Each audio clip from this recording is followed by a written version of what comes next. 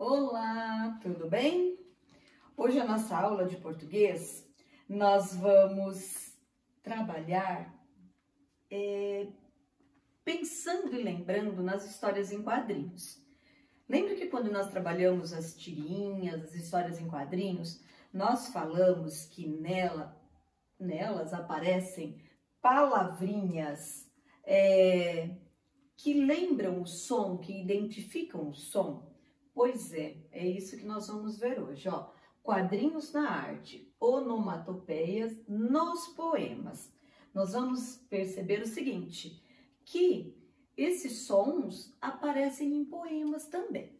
Então, a página 31 trouxe assim, ó, quadrinhos na arte. Então, nós vamos observar essa imagem. Ela tem uma palavrinha que lembra as onomatopeias das quadrinhas, ou das tirinhas, né? Melhor dizendo, dos gibis, que vocês garanto que já deram uma olhada e identificaram várias. Então, nós vamos fazer o seguinte, ó. Observe a imagem. Ela é uma obra do artista Roy Lichtenstein. Ó, a professora não sabe falar esses nomes, não. Desculpa aí, mas vamos lá. Então, vamos lá, preste atenção. Essa imagem, quando a gente analisa, quando a gente olha, ela faz parte de um movimento que se chama pop art. Esse é o nome de um movimento artístico que surgiu há mais de 60 anos nos Estados Unidos.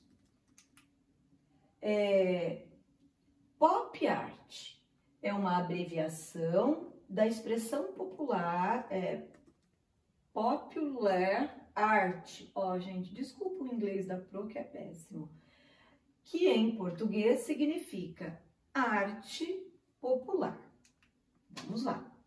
Movimento artístico. Quando eu falei movimento artístico, para vocês entenderem o que significa. Olha, movimento artístico ocorre quando vários artistas de diferentes áreas, né, de diferentes tipos de segmento, têm uma ideia em comum e passam a produzir a arte baseado nessa ideia. Então, vamos lá. Nas obras produzidas pelos artistas desse movimento artístico, nós vamos observar alguns detalhes. Cores vibrantes, tá? E elementos que lembram as histórias em quadrinhos, tá? Então, esse artista e os artistas que participaram desse movimento, desenvolveram diversas obras. Eu pus aqui para vocês algumas, tá bom?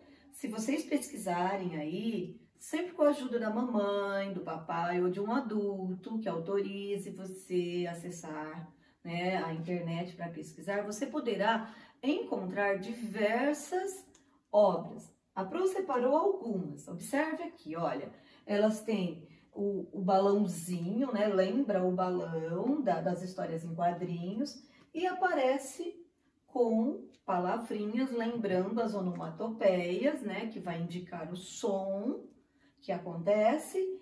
E observem também, olhem os coloridos de cada um, tá? Então, eu pus aqui alguns exemplos para que vocês observem como essa arte, como esse trabalho é produzido, certo? Daí, nós temos uma página para responder à atividade baseado na primeira imagem que nós vimos aí. Então, vamos lá, ó. O que aparece nessa obra, que também aparece em histórias e quadrinhos e tirinhas? O que será? A palavra pop é uma, o ponto de exclamação e os balõezinhos que lembram as histórias, tá? Que cores predominam nesta obra? Então, observando, a gente vai perceber, né? O vermelho, o amarelo, o azul, o branco, tá? E aí, quando você observa, pelo tipo de pintura, pela característica dessa obra, desse artista, que tipo de material a gente consegue perceber que pode ter sido usado, né?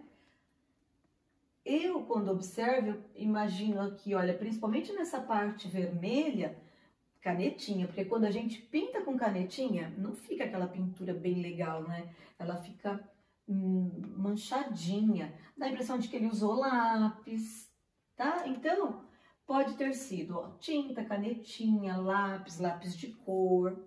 Aí, olha bem, para o exercício 4, eu vou deixar aqui para vocês o seguinte. Uma das características desse artista é a utilização das cores primárias. Vocês já devem ter trabalhado na aula de arte, já aprenderam as cores primárias. Então, lembrando, azul, vermelho e amarelo. Sabendo disso, você vai lá no final do livro, vai pegar o anexo que tem lá e vai produzir uma obra nesse estilo. Só que você vai ter que usar as cores primárias, olha o que está sendo falado aí.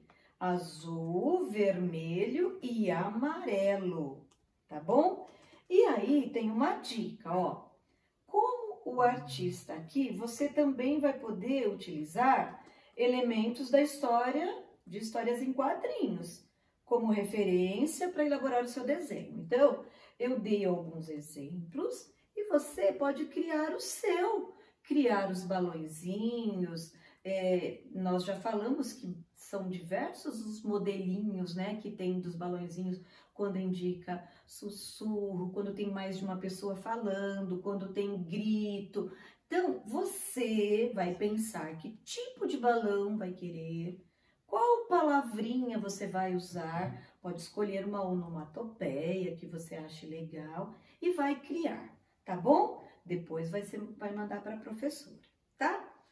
Aí, o livro traz pra gente também o seguinte, que as onomatopeias também podem aparecer não só nas histórias em quadrinhos ou tirinhas, elas também podem aparecer num poema. Então, nós temos aqui um poema que é de Mário Quintana. E eu vou ler para vocês e nós vamos observar onde aparece a onomatopeia nesse poema. Então, vamos lá.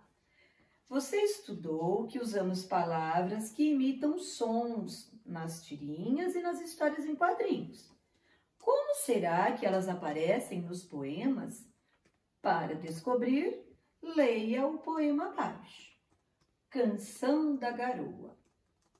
Em cima do telhado, pirulim, lulim, lulim. Um anjo todo molhado soluça no seu flautim. O relógio vai bater, as molas rangem sem fim. O retrato na parede fica olhando para mim. E chove sem saber por quê. E tudo foi sempre assim. Parece que vou sofrer. Pirulim, lulim, lulim. Então, olha aí. Nesse poema tem onomatopeia. Será que você já descobriu qual é? Eu tenho certeza. Então, primeiro nós vamos fazer o seguinte, ó.